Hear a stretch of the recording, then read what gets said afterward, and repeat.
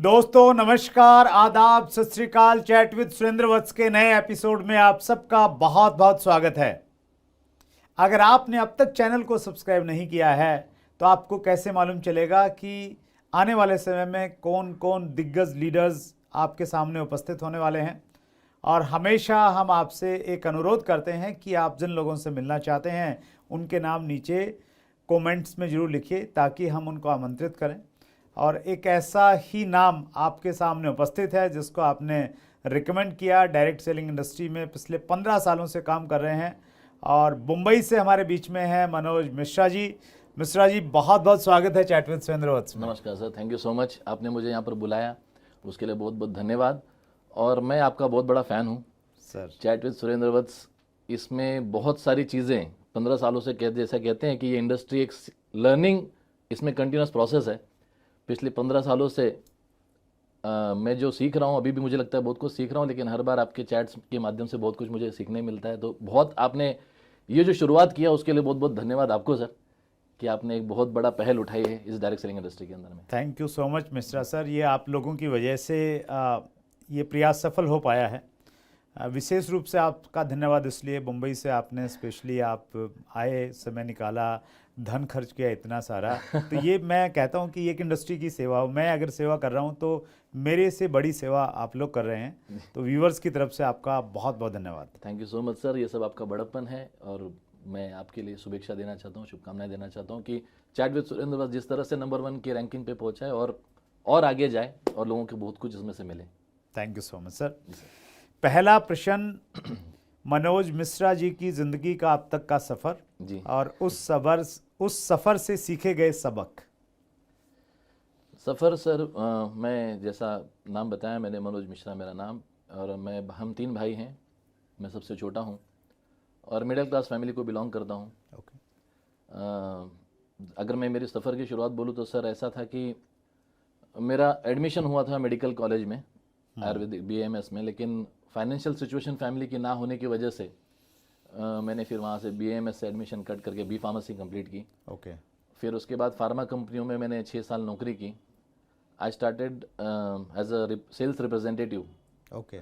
3,500 रुपये पगार से मैंने शुरुआत की थी सर। ओके। और 6 साल में मैंने अच्छा काम किया, अच्छा प्रमोशन किया, और मुझे इसका नतीजा यह हुआ कि 6 साल में मुझे 4 प्रमोशन मिले। I become the area manager, फिर प्रोडक्ट एग्जीक्यूटिव, प्रोडक्ट मैनेजर बना। ओके। 3,500 रुपये से लेके 25,000 की नौकरी तक भी मैं पहुंचा। ओके।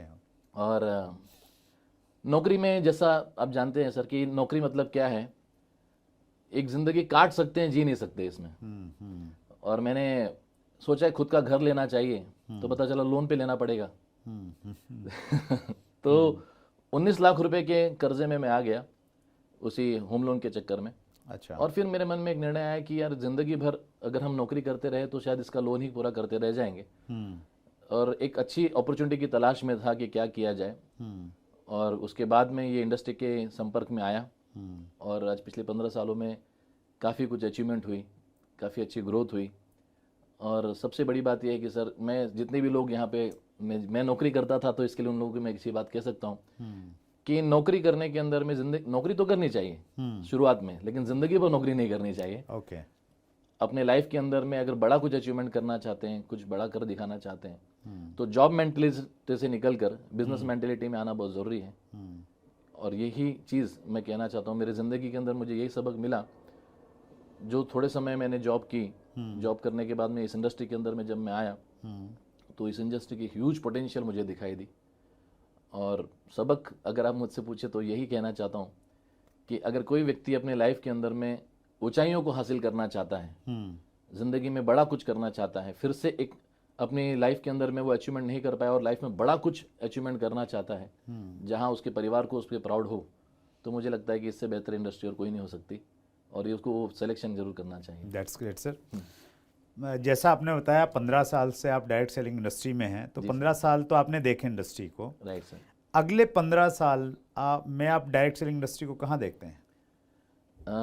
सर बहुत बड़ी अपॉर्चुनिटी है। अभी भी मैं कहना चाहता हूँ कि हमने इंडिया के अंदर में डायरेक्ट सेलिंग इंडस्ट्री ने नाखून भी नहीं रखा है। ओके। क्योंकि अगर हम वर्ल्ड वाइड टर्नओवर देखें डायरेक्ट सेलिंग इंडस्ट्री का, 2020 का मैं सर्वे कहता हूँ आपसे, नियर अबाउट $180 बिलियन। हाँ, 180 बिलियन डॉलर की ये इंडस्ट्री है वर्ल्ड वाइड। उसके अंदर में इंडिया हार्डली 14-15 हज़ार करोड़ कर पा रहा है सर। 3,000 मिलियन डॉलर के आसपास है शायद। Yes. बिल्कुल सर।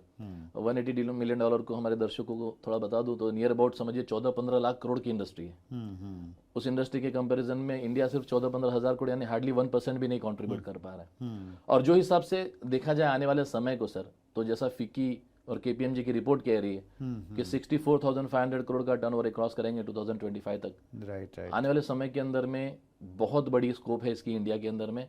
यूएस जिसकी पॉपुलेशन 32 करोड़ है, 32 करोड़ की पॉपुलेशन में 2-2.25 लाख करोड़ का वो टर्नओवर कर रहे हैं। अब तो हमने सर अभी नाखून भी नहीं रखा, मैं ऐसा कह सकता हूँ। और बहुत बड़ा स्कोप है, बहुत बड़ी अपॉर्चुनिटी है, और लोगों के लिए सर इससे अच्छा मौका और कुछ नहीं हो सकता लाइफ के अंदर में। That's great. लेकिन बस इशू ये है सर कि अपॉर्चुनिटी बहुत अच्छी है, और जहाँ पे स्कोप होता है ना, वहाँ पे बहुत सारी कंपनियाँ आती हैं जी।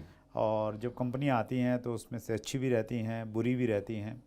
और हमारे देश की तो जनसंख्या इतनी ज़्यादा है, लोगों में थोड़ा सा शिक्षा का अभाव है, जी। तो गलत चीज़ें भी पनपने लगती हैं, बढ़ने लगती हैं। जी।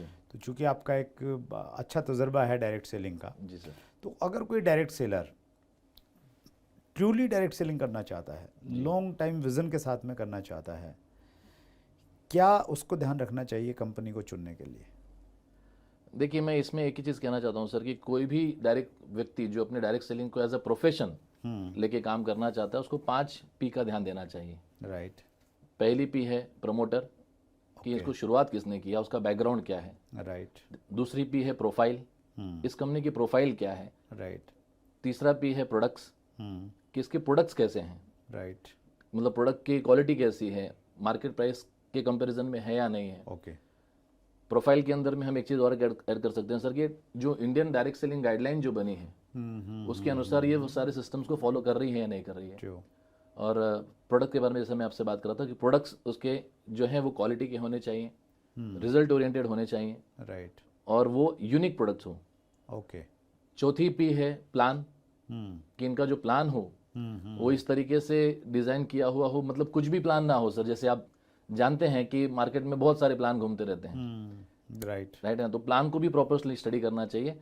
और पांचवा P है पे आउट, राइट, कि ये कंपनी प्रॉपर पे आउट दे रही है, नहीं दे रही है, शुरुआत में दे रही है, बाद में नहीं दे रही है, तो ये सबको मिलना चाहिए। सबको मिलना आरंभ में जो लोग हैं उनको भी मिले, सीनियर लेवल पे उनको भी, मतलब सबको पैसा का डिस्ट्रीब्यूशन ठीक ठाक होना चाहिए, इक्वली होना चाहिए। At the same time over पे आउट दे रही है अगर कोई कंपनी, यस यस यस, तो फिर वो सोच समझ के फैसला करना चाहिए। That's great. आप खुद अपनी कंपनी में बहुत सीनियर लेवल पे हैं, और एक डायरेक्ट सेलर का सपना रहता है कि मैं भी एक दिन बहुत बड़े मुकाम पे जाऊंगा। अगर कोई व्यक्ति, हो सकता है उसने भी शुरुआत की, वो इंटरव्यू देख रहा है जी सर, और वो भी चाहता है कि मैं अपनी कंपनी का टॉप अचीवर बनना चाहता हूँ, तो कैसे बने? सर ये तो बहुत बड़ा प्रश्न है। अचीवर तो कोई भी बन सकता है सर। सबसे पहले मुझे एक ऐसी बात लगती है कि एक आदमी की सोच होनी चाहिए कि मुझे टॉप अचीवर बनना है। राइट। मेरे पहला ओपिनियन तो ये होगा कि आदमी की जो सोच है, सबसे पहले थॉट्स ही आने चाहिए। उसे टॉप अचीवर बनना है तो वो टॉप अचीवर बनने को लेकर वो पहले उसको विचार करे। दूसरा, मैं ऐसा कहना चाहूँगा कि अगर वो बहुत अच्छा इनकम करना चाहता है, एक अच्छे लेवल पे जाना चाहता है, तो 4 पिलर्स पे वो काम करना चाहिए। ओके। 4 पिलर में जो सबसे पहली पिलर होती है उसको कहते हैं नॉलेज। ठीक है। अगर उसको आगे बढ़ना है तो अपने आप को अपग्रेड करना बहुत ज़रूरी है सर। ओके। इंडस्ट्री के बारे में, कंपनी के बारे में, प्रोडक्ट्स के बारे में उसे इन्फॉर्मेशन यानी नॉलेज पूरी लेनी ज़रूरी है। ग्रेट। दूसरा पिलर है कम्युनिकेशन। अच्छा। हमारे इस इंडस्ट्री के अंदर में बहुत इंपॉर्टेंट है कम्युनिकेशन, क्योंकि क्या बात करनी है और क्या बात नहीं करनी है, कहाँ बात करनी है, कहाँ बात नहीं करनी है, कितनी बात करनी है, कितनी नहीं करनी है ना। तो कम्युनिकेशन बहुत अपना एक इम्पॉर्टेंट पिलर है इसके अंदर। तीसरा पिलर है डुप्लीकेशन। अच्छा, ओके।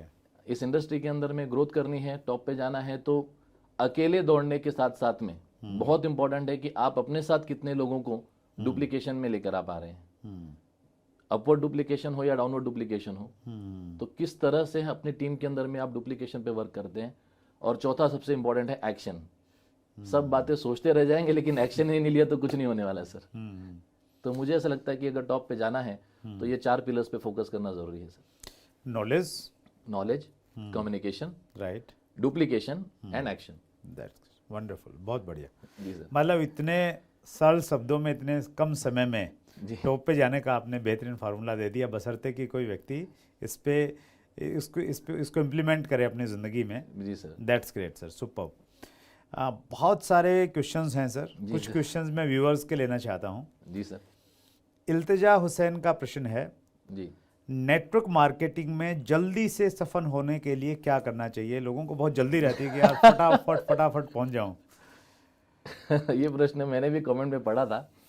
और जब लोग ऐसा सवाल पूछते हैं कि जल्दी से सफल होने के लिए क्या करें, तो इसकी कोई गोली तो आती नहीं। और मुझे ऐसे समय पर एक सेंटेंस याद आती है जो सोइचिरो होंडा सर ने कहा थी। होंडा कंपनी के मालिक ने कहा था कि there is no shortcut to hard work. Okay okay, wonderful. है ना, जल्दी से सफलता पानी है, वो सफलता के लिए उसके जो कीमत है उसकी चुकानी पड़ती है सर। और जल्दी से सफलता पाने से भी ज़्यादा इंपॉर्टेंट है कि बेसिक्स पे काम करें। ओके। और अगर ज़्यादा सफल होना चाहते हैं तो मैं इतना ही कहना चाहता हूँ कि ज़्यादा काम करना चाहिए। जितना ज़्यादा वो काम करें उतनी जल्दी वो सफलता को हासिल कर सकते हैं। आप समय कितना इसमें देते हैं, आप कितना टाइम इसमें इन्वेस्ट करते हैं, आपकी कंसिस्टेंसी कितनी है। True true true. और इसमें 3 चीज़ें मैं कहना चाहूँगा सर, 3 चीज़ों पे स्पेशल फोकस करना चाहिए अगर फास्ट ग्रोथ करनी है तो। जिसमें नंबर 1 है फील्ड वर्क। राइट। बिना फील्ड में काम किए कोई भी व्यक्ति यहाँ पे सफल नहीं हो सकता। उसको कठोर परिश्रम करना पड़ेगा, लोगों को मिलना पड़ेगा और उसको मार्केट की थपेड़ियों से भी लड़ना पड़ेगा। लेकिन वो अगर डट कर खड़ा है फील्ड वर्क के अंदर में तो वो 100% सक्सेसफुल बनेगा। सिर्फ फील्ड वर्क करने से लोग तो उसके साथ में एसोसिएट हो जाएंगे। राइट। जैसे दीवार होती है, दीवार को बनने के लिए ईंटें चाहिए, लेकिन सिर्फ ईंटें जमा करेंगे तो दीवार कभी भी गिर सकती है। उसके बीच में सीमेंट रहना जरूरी है। Yes yes yes. तो सीमेंट का काम करता है सिस्टम। अच्छा, ओके। जो लोगों को बांध के रखता है, बॉन्ड करके रखता है।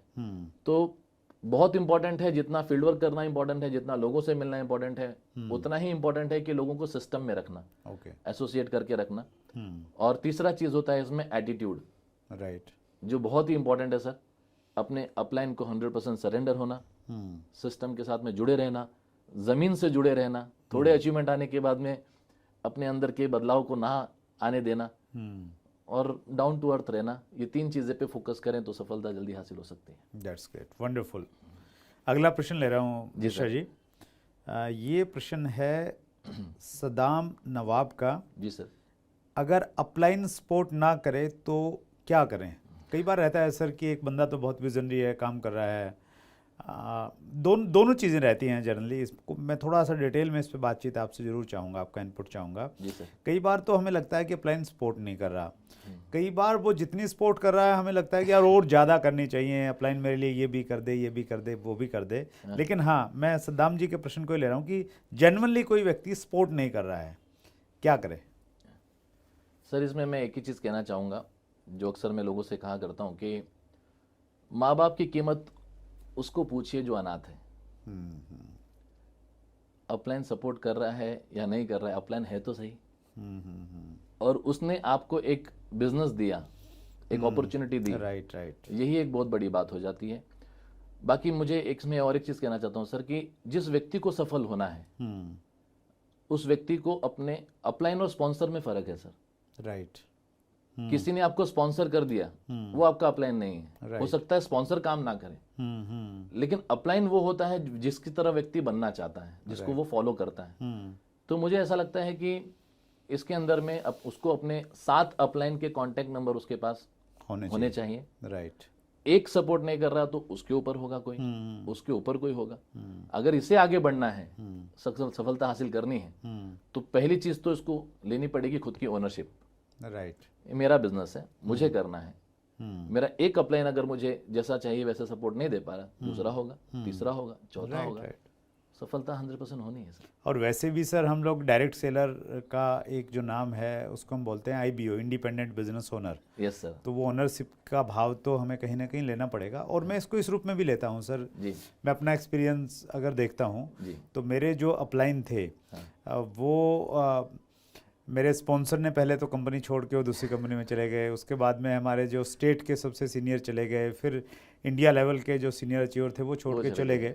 तो उन सबको मैंने एक अपॉर्चुनिटी के रूप में देखा और मैंने उसको इस रूप में लिया कि यार ऊपर वाला मेरी ना प्रमोशन कर रहा है, घर बैठे बैठे प्रमोशन कर रहा है। तो अगर किन्हीं के साथ में ऐसी चीज़ें हैं तो मैं स्पेशली सद्दाम जी को कहना चाहता हूँ कि अगर आपके अपलाइन आपको सपोर्ट नहीं कर रही हैं या वो छोड़ के चले गए हैं तो आप मान के चलिए कि आपके ऊपर वाला जिम्मेवारी दे रहा है आपको और आप और बेहतर काम कर सकते हैं। बिल्कुल बिल्कुल, एब्सोल्युटली सर, ओनरशिप लिए बिना तो कुछ भी नहीं होगा। That's great sir. Narendra Kumar motivational speaker, इनका प्रश्न है टीम में अपने जैसे लीडर कैसे तैयार करें? और ये बहुत इंपॉर्टेंट प्रश्न है डायरेक्ट सेलिंग का। मिश्रा जी, आपने भी इसको महसूस किया होगा। जी सर। टीम बन तो जाती है, लोग आ भी जाते हैं, लेकिन वो डुप्लीकेट नहीं हो पा रहे हैं। मतलब मेरे अंदर जो चीज़ें हैं वही चीज़ें मैं उनमें ट्रांसफ़र नहीं कर पा रहा हूँ। तो क्या किया जाए सर? मुझे सर इसमें एक बहुत इंपॉर्टेंट बात कहनी है कि अगर हम डुप्लीकेशन चाहते हैं तो वो जेन्युइनली होनी चाहिए। एट द सेम टाइम कैसा है कि जैसे कहते हैं कि अपनी टीम के अंदर में एजुकेशन सिस्टम को बढ़ाना चाहिए। ओके। लोग जनरली क्या कर देते हैं, कई बार पैसों के पीछे या ग्रोथ के पीछे जाने के समय पर एक बात को वो नज़रअंदाज कर देते हैं कि हमारी टीम में कितने लोग एजुकेट हो रहे हैं, कितनी ट्रेनिंग उनको दी जा रही है। अब मैं ट्रेनिंग को यहाँ पर सर 3 प्रकार में डिवाइड करता हूँ। एक ट्रेनिंग होती है जिसको हम कहते हैं नॉलेज बेस्ड ट्रेनिंग, राइट, जहाँ पर नॉलेज दिया जाता है, उस बारे में बात की जाती है, प्रोडक्ट के बारे में या कंपनी के बारे में, सिस्टम के बारे में, जो भी है नॉलेज दिया जाता है। तो नॉलेज बेस्ड एक ट्रेनिंग होती है। एक ट्रेनिंग होती है एटीट्यूड बेस्ड, ओके, जहाँ पर वो ज़्यादा नॉलेज की बातें नहीं होंगी लेकिन मोटिवेशन ज़्यादा होगा। एक एटीट्यूड बनाया जाएगा जहाँ पर व्यक्ति इस इंडस्ट्री को लेकर सीरियसली काम करने को लेकर मानसिकता उसकी तैयार की जाएगी। Right right. और तीसरी, जैसा सर ने प्रश्न पूछा कि किस तरह से हम डुप्लीकेशन को तैयार करें, तो मैं बोलना चाहता हूँ इसमें तीसरी जो प्रकार की ट्रेनिंग है वो काफ़ी महत्वपूर्ण रोल प्ले करती है। उसका नाम है स्किल बेस्ड ट्रेनिंग। राइट। जहाँ पर 1-to-1 उसमें वर्कशॉप्स लगते हैं सर, कि जैसे आप अपने लोगों को तैयार करना चाहते हो तो तैयारी कहाँ होगी। 1-to-1 वर्कशॉप्स किए जाएंगे, सामने बिठाया जाएगा, बात की जाएगी कि मैं आपका प्रोस्पेक्ट हूँ, आप मुझे प्रेजेंटेशन दीजिए, आप मुझे इनवाइट करिए, आप मुझे कॉल करिए। वहां पर वो बैट लेकर वो किताबें पढ़ने से नहीं होगा, वो तो फील्ड में उतरना पड़ेगा। और स्किल्स तो सर वहीं पर डेवलप होती है, और 1 बार 2 बार 3 बार 4 बार जितनी प्रैक्टिस करेंगे उतनी परफेक्ट वो स्किल बनती जाएगी। तो अपनी तरह लोगों को तैयार करना है तो मैं फोकस करूंगा कि स्किल बेस्ड ट्रेनिंग पर फोकस किया जाए। नॉलेज बेस और एटीट्यूड बेस्ड ट्रेनिंग अपनी जगह पे चलती रहती है, लेकिन अगर डुप्लीकेशन परफेक्ट करना है तो स्किल बेस्ड ट्रेनिंग पे फोकस करना चाहिए। That's great. मैं अपना कुछ इनपुट इसमें देना चाहूँगा और आपकी उसमें राय जानना चाहूँगा। आपका बड़ा तजुर्बा है, क्योंकि मेरे सामने बहुत सारा प्रश्न आता था और मैंने इस पे काम भी किया और इस वजह से शायद बहुत सारे लीडर्स मैं क्रिएट कर पाया अपनी टीम में। जी सर। हमें एक कोच की तरह काम करना चाहिए। जैसे एक क्रिकेट का एक कोच है तो वो बहुत सारे, मतलब हिंदुस्तान में लाखों लोग जो क्रिकेट खेलना चाहते हैं उनमें से पहले 100 लोगों को सिलेक्ट करता है, 100 में से फिर वो 50 को सिलेक्ट करता है, फिर वो 20 के साथ में लंबे समय तक उनकी प्रैक्टिस करता है।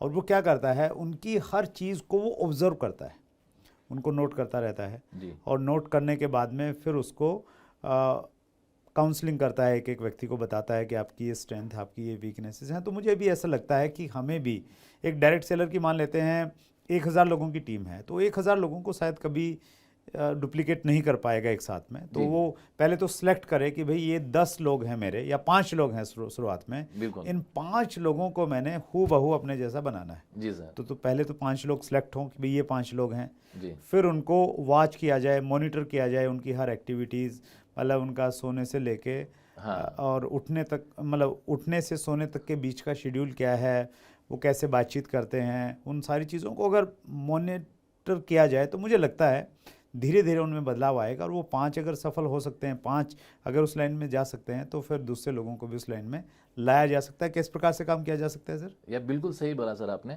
और यहाँ पर जो सिलेक्शन पैटर्न की आपने बात की वो बहुत ही मेन इंपॉर्टेंट पॉइंट है, स्पेशली डुप्लीकेशन के अंदर में, क्योंकि हम उसको आगे तो बढ़ाना चाहते हैं लेकिन वही नहीं बढ़ना चाहता तो हम कैसे बढ़ा पाएंगे। यस, उसका कमिटमेंट भी हम लोग चेक करें और उसको बता भी सकते हैं हम लोग कि भाई मैंने अपनी पूरी टीम में से 5 लोगों को छांटा है और उसमें से मैं आपको एक रखना चाहता हूं, लेकिन मेरी कुछ आपसे उम्मीदें हैं कि भाई आप ऐसा ऐसा करेंगे और आप तैयार हैं तो आपका वेलकम है इस क्लब में।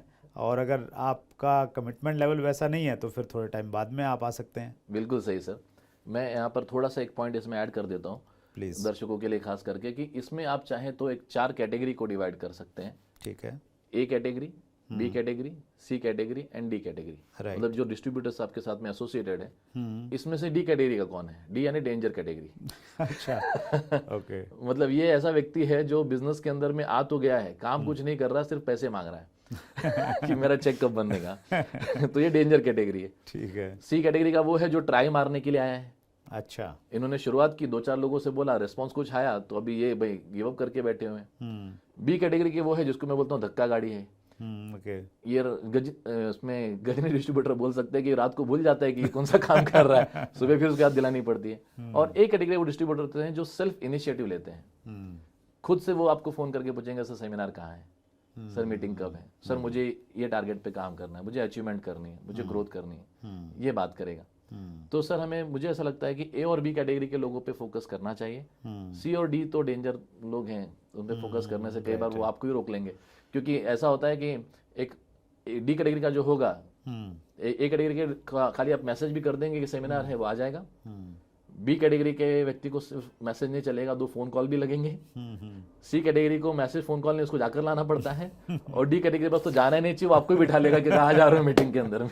बहुत बढ़िया, जी that's sir. Great, interesting sir. Right sir. अगला प्रश्न ले रहा हूँ। जी सर। ये प्रश्न है सर वंदना सावंत का, जी। और बहुत इंपॉर्टेंट प्रश्न है। हाँ। प्रोस्पेक्ट लिस्ट को कैसे बढ़ाएं? नाम खत्म हो जाते हैं जल्दी। बिल्कुल सही है सर। लोगों का ये एक बहुत बड़ी दिक्कत है कि इनके नाम खत्म हो जाते हैं। इस प्रश्न के लिए मैं एक ही चीज़ कहना चाहता हूँ कि आप बिजनेस में हैं, ये तो इम्पोर्टेंट है, राइट। पर बिजनेस आपके अंदर है या नहीं, वो बहुत ज़्यादा इम्पोर्टेंट है। क्योंकि बिजनेस अगर आपके अंदर है तो हर एक पर्सन को आप एक प्रोस्पेक्ट की तरह ही देखेंगे, ठीक है ना। बाकी बहुत सारे आजकल तो इंफॉर्मेशन टेक्नोलॉजी का ज़माना है, इस माध्यम से बहुत सारे लोगों को नए प्रोस्पेक्टिंग लिस्ट में ऐड कर सकते हैं। फेसबुक है, व्हाट्सएप है, अभी तो स्कूल ग्रुप भी लोगों के ऐड हो चुके हैं, कॉलेज ग्रुप्स आ चुके हैं। Yes yes yes yes. और मैं इसमें एक बहुत बड़ा सर, कई बार हम लोग इसको मिस कर जाते हैं, इसमें बहुत बड़ा एक योगदान होता है फैमिली का, परिवार का। राइट। जिस तरह परिवार के अंदर में अगर शादी होती है तो सब लोग बैठ जाते हैं एक साथ में, भाई तुम्हारे कितने लोग आएंगे, तुम्हारे कितने आएंगे, तुम्हारे कितने आएंगे। तो परिवार में अगर समझिए सर काका मामा चाचा सबको पकड़ लिया जाए तो 1000-1500 की लिस्ट तो वहीं से ऑन द स्पॉट क्रिएट हो जाती है। तो ये हमारे देश की खूबी है कि हम इतने सोशली बाउंड हैं राइट कि लिस्ट बनाने में कोई दिक्कत नहीं होती। कोई दिक्कत नहीं होती सर। और जैसा आपने थोड़ी देर पहले ही कहा डुप्लीकेशन के बारे में, तो 1000 लोगों के साथ में अगर मिल के बात किया जाए तो बहुत सारे लोग उसमें एसोसिएट होते हैं, और फिर डुप्लीकेशन पे वर्क जरूर करना चाहिए। रही बात प्रोस्पेक्ट लिस्ट को और बढ़ाने की, तो एक सर्वे कहता है कि हर आदमी रोज 10 नए लोगों को मिलता है। राइट। अब इसमें 3 चीजें मैं थोड़ा कहना चाहता हूँ सर। 3 प्रकार के कॉन्टैक्ट्स होते हैं। राइट। एक होता है हॉट कॉन्टैक्ट, एक है वार्म कॉन्टैक्ट, और एक है कोल्ड कॉन्टैक्ट। राइट। तो जिसको पहली बार मिल रहे हो या बहुत दिनों के बाद स्कूल फ्रेंड को मिल रहे हो, तो ये आपका कोल्ड कॉन्टैक्ट है। इसको तुरंत प्रोस्पेक्टिंग या अप्रोच नहीं होना चाहिए। राइट। दूसरा है वार्म कॉन्टैक्ट, और तीसरा हॉट। तो जब तक कोल्ड को वार्म या हॉट तक लेकर ना आए तब तक अपनी लिस्ट तो बनी सकती है। और रोज अगर ऐड करते रहें तो सर लिस्ट खत्म हो जाना ये लोग कहते हैं, लेकिन मेरा पर्सनल ऐसा ओपिनियन है कि लिस्ट कभी खत्म नहीं होती।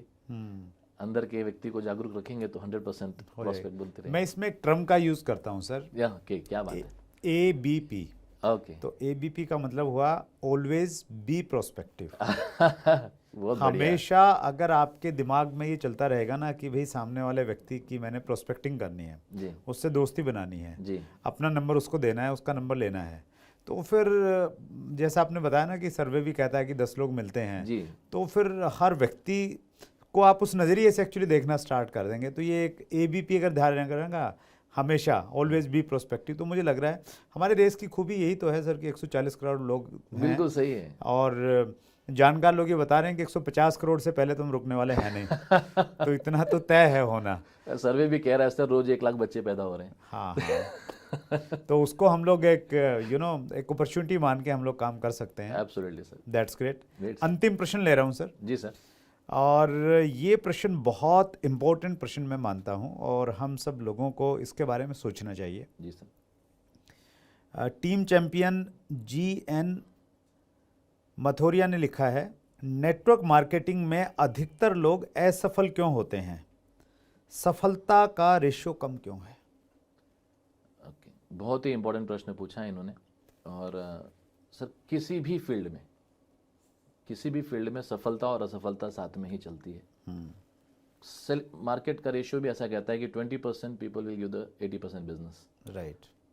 कॉर्पोरेट सेक्टर्स में भी, मैंने कॉर्पोरेट सेक्टर में भी 6 साल काम किया है, वहाँ पर भी मैंने ये देखा कि 20% लोग काम करते हैं और कुछ कमेंट कर पाना सही नहीं है। यस। तो मैं इतना ही कहना चाहता हूँ सर कि सफलता असफलता, सफल असफल लोग तो साथ में ही चलते रहेंगे, पर एक सबसे बड़ी चीज़ जो इसमें लोग मिस करते हैं असफल होने के पीछे, क्योंकि लोग यहाँ पर शॉर्टकट बहुत ढूंढते हैं सर।